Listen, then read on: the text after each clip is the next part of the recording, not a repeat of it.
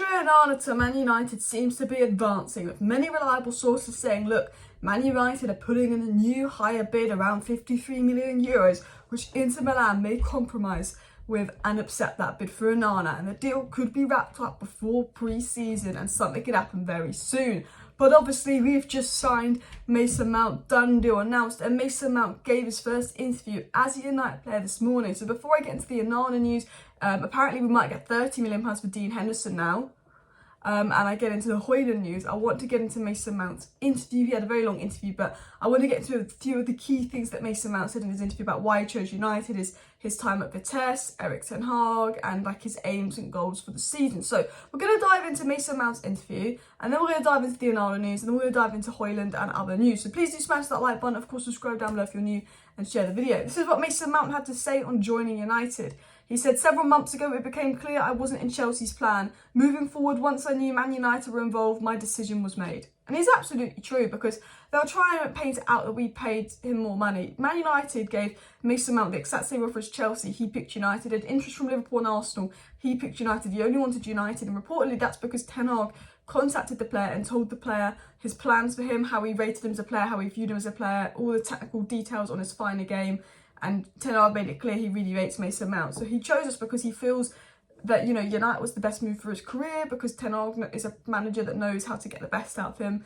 You know, proper Chelsea, come to United, let's go. I love seeing the Chelsea fan outrage, and Chelsea fans will go, oh, he's left for money. No, because Chelsea offered him the exact same money. He came because at the end of the day, and it came out yesterday, a lot of Chelsea fans weren't happy. Mason Mount believes United will be a more successful club than Chelsea in years to come. And to be honest, when Todd Boehly's bringing in players like Koulibaly and Sterling, who have been crap, and paying them 350k a week and only offering you 250k a week, you can't blame Mason Mount for potentially wanting to leave Chelsea, especially with how much of a mess that club is. And I'm saying this as a United fan, because we know how much of a mess our club can be.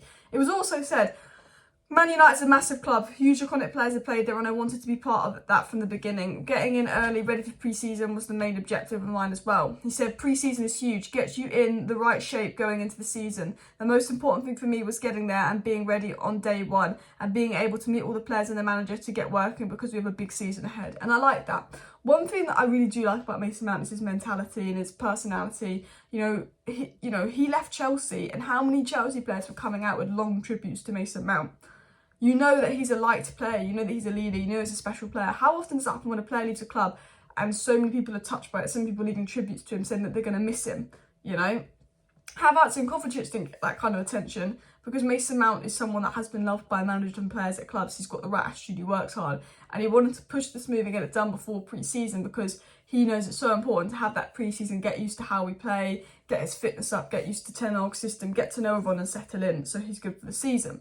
He also said, we want to win trophies, we want to be successful. It was big for me to get here on day one and get started straight away. 100% just talking about why it needs to be on day one, get started, and the goal is obviously to win trophies.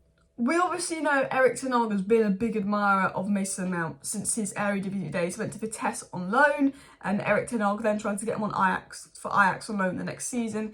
Erik ten Hag's been an admirer of him since he was a very young age. And I have to say to Mason Mount, and I know it's like a weird comment to make, but the fact that at 18 years of age or 17 years of age, he goes abroad on loan to the Eredivisie, it says a lot about like his character and his personality. You know, he was very young. He could have just had another year in the Chelsea academy, but he's like, I want to play first team football. He had that mentality, and he went on loan to Vitesse at such a young age. New language, wasn't easy for him at first, and then obviously he struggled at first, but then he got into the team and he had a really good loan at Vitesse. And I think that says a lot about I was about to say James Garner. That says a lot about Mason Mount's mentality from a young age. And Mason Mount was asked about this, and he said, I'm playing in the Eredivisie. Yes, it was difficult in the beginning. I didn't play much at the start, but I look back on it and I think it really helped me. It built my character up. I went there as a boy and came back a man. And he went there so young on loan to a different country, and it was a poor start for him, didn't get in the team much. And he worked hard, he fought through it, he got in the team, and he started becoming a regular player for them and being an impactful player. And I think the fact that he's gone on loans, he's played for Chelsea, he's come through, he's had bad spells, he's had good spells, and he's come back from those bad spells, I think always says a lot. Now, Mason Mount actually spoke about the kind of player he is and how he sees himself fitting in at United. He said, Mason Mount, how he sees himself fitting into the team. I've always seen myself as a midfielder, a number 8 that can get forward and attack, try and score and create goals, but also do the other side as well to defend and help the team when we're under pressure. And he is a number 8. Some people say he's going to be used as a winger. No, it's going to be Casemiro, Bruno, and of course Mounts, and then potentially Luke Shaw pushes in midfield as an inverted fullback. But he's always been a midfielder. He's always been an 8. He's been misused by Chelsea the last year, really. Misprofiled most definitely. And why Ten Hag brought Mason Mount is just his ability off the ball. Mason Mount brings so much to Chelsea off the ball. His tactical awareness, his positional sense, his pressing, which is really going to change the way United play. But what I do like about Mason Mount is his personality. I think, Mason Mount is definitely someone that's hardworking, and this is what he said in the interview. I'm always a player that tries to lead by example, but in this day and age, you need to be a talker as well as having that personality to lead the dressing room or on the pitch. I think I'm definitely someone that can do that. He asked about his personality and he says, I think I'm a leader, I think I'm a talker, and I think he is. He's not someone that you're going to give the captain's armband to or anything like that, but Man United need more leaders on the pitch, need more strong mentality on the pitch. You've seen us crumble, and Mason Mount always has had quite a strong mentality to give it to him. So that was some of the main elements from Mason Mount's interview. Obviously, I didn't want to go into the whole interview. You can watch that on the United channel. That was just some of my favourite things he said. And look, Mason Mount's a United player now, so I'm going to be very positive about the signing. I'm going to back Mason Mount, and I'm going to hope he does really well at United. And I have a good feeling about the Mason Mount signing, but I have an even better feeling about the Andre Onana signing. So let's get into that news. So, as we know of yesterday, confirmed Manchester United made a £39 million bid for Onana, which was rejected. That was €45 million in total. Manchester United are now set to up that bid to about €52 million, which is £45 million. £40 million plus £5 million add-ons. And some sources believe Inter may accept this. So, where has this news come from? Starting with Sky Sports. It was said Manchester United sources claim they will make a €52 million offer for Onana in the next few days. The Marzio confirmed this and said Manchester United will arrive in the next few days with an offer, including fixed bonuses, of €52 million for Andre Onana. So, said by two pretty decent sources, Sky Sports and the Marzio. It's not been said by a god-tier source, but it's been said by decent sources. It was continued up by Gazzetta, who, are an Italian source that just are using United for clicks, but again, not an awful source. The Onana to Manchester United deal is expected to come to an end with the first offer of €45 million rejected. Today, a new offer may arrive in the range of around €50 million. Inter will continue to demand 60. United are going to offer about €52 million. Inter will demand 60, but there is a feeling a compromise could be made. Fabrizio Romano added to this news and said it's expected that United will make another bid for Onana. Contact remains after their first one was rejected. But Melissa Reddy said something particularly interesting on the Onana to Manchester United situation, and she said compromise is being worked on between United and Inter for Andre Onana. The goalkeeper wants the move. Sources suggest all parties would ideally like a resolution before July 13th.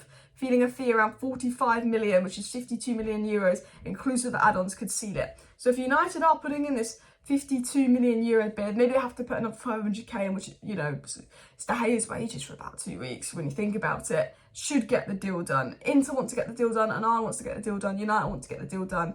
There's a feeling that this new bid that could be coming in the coming days could get the deal done. Ideally, Ten Hag wants the deal done so he can actually get Onana on the plane for pre-season. We spoke about how Onana is going to be a massive difference to David De Gea, and now it's probably important for the centre-backs to get used to Onana playing behind them instead of David De Gea. So the feeling is that Onana should be getting done and getting in quick.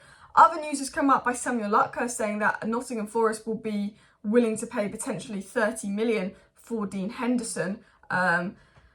And that's kind of the expected fee they will pay. Maybe United can use the James Trafford 19 million transfer to get 30 million out of Dean Henderson. I mean, for me, if you don't get any more than 25 million for Dean Henderson, it's a joke. So there's a feeling that Nottingham Forest will have to pay 30 million for Dean Henderson now, which gives us a bit budget to do a bit more spending. It was also said in the news today about Harry Maguire. Not sure if he wants to leave or go, because now United in the Champions League, Maguire gets much higher wages and he won't get those wages wherever he leaves. Maguire also says he will only leave if he thinks there's a good option out there to leave too. Brighton are not interested in McTominay, but Roma are. And reports coming out from Italy that United put in a bid for Rasmus Højlund, but I would really take that with a pinch of salt. We know what Italian sources are like with Kim and Jay with the Onana situation.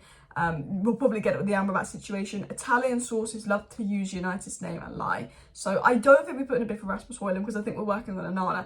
Mount is done. I think Onana will be done soon. Then we'll move for Højlund, get Dean Henderson out, £30 million hopefully pretty soon. Hopefully get players like Maguire, McTominay out the door, free up some money to bring in someone like Amrabat, and then get on with other business. Hopefully things will start moving and start moving quickly. Please do smash that like button, subscribe down below. I'm going to be back tonight with an update on, because we've got some news on the sale and we've got some news on Greenwood and some other bits and pieces. There's quite a lot of news that's come out this morning, so I will talk about that later tonight. So subscribe for that. See you next time. Bye.